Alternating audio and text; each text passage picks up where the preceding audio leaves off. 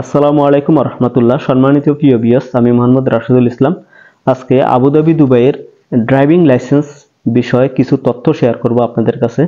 আপনারা যারা আবুধাবি দুবাইতে আছেন অলরেডি, অথবা যারা আপনার বাংলাদেশ থেকে আসার পরে ড্রাইভিং লাইসেন্স করার চিন্তা করতেছেন, অনেকে আমাকে প্রশ্ন করে আবুধাবি দুবাইতে ড্রাইভিং লাইসেন্স নিতে কত টাকা খরচ হয়।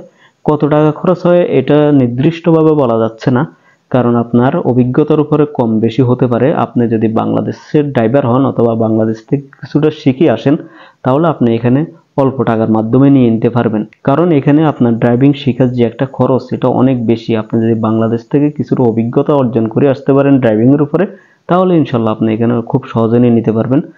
যেমন আপনার 5,000 দেরাম থেকে শুরু করে আপনার অনেকের 15,000 দেরাম পর্যন্ত লাগতেছে। অনেকে 5,000 দেরাম দিয়ে লাইসেন্স নিয়ে নিতে পারতেছে।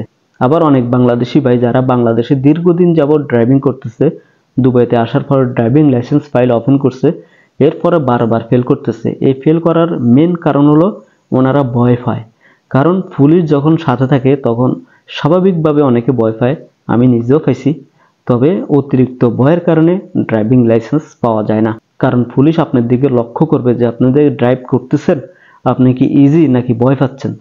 যখন দেখবে আপনি ভয় পাচ্ছেন, তখন আপনি যতই ভালো চালান না কেন, আপনাকে ড্রাইভিং লাইসেন্স দিবে না। তো আপনারা যারা বাংলাদেশে আছেন, দুবাইতে আসার পরে ড্রাইভিং করতে চান, আসলে এই দেশে আপনি ড্রাইভিং যদি করেন তাহলে ভালো টাকা ইনকাম করতে পারবেন।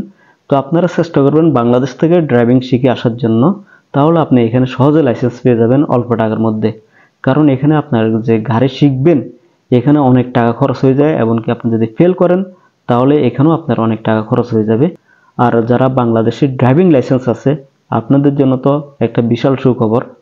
আপনারা চাইলে এখানে একটা গোল্ডেন ট্রাই আছে, এই গোল্ডেন ট্রাই দিয়ে এক চান্সে যদি লাইসেন্স পেয়ে যান, তাহলে আপনি অল্প টাকার মধ্যে ড্রাইভিং লাইসেন্স পেয়ে যাবেন আলহামদুলিল্লাহ। তো আজকের ভিডিওটি এতটুকু পর্যন্ত। আপনারা যারা সংযুক্ত আরব আমিরাতের সঠিক তথ্য পেতে চান, আমার চ্যানেলটিকে সাবস্ক্রাইব করে রাখুন। আসসালামু আলাইকুম রহমতুল্লাহ।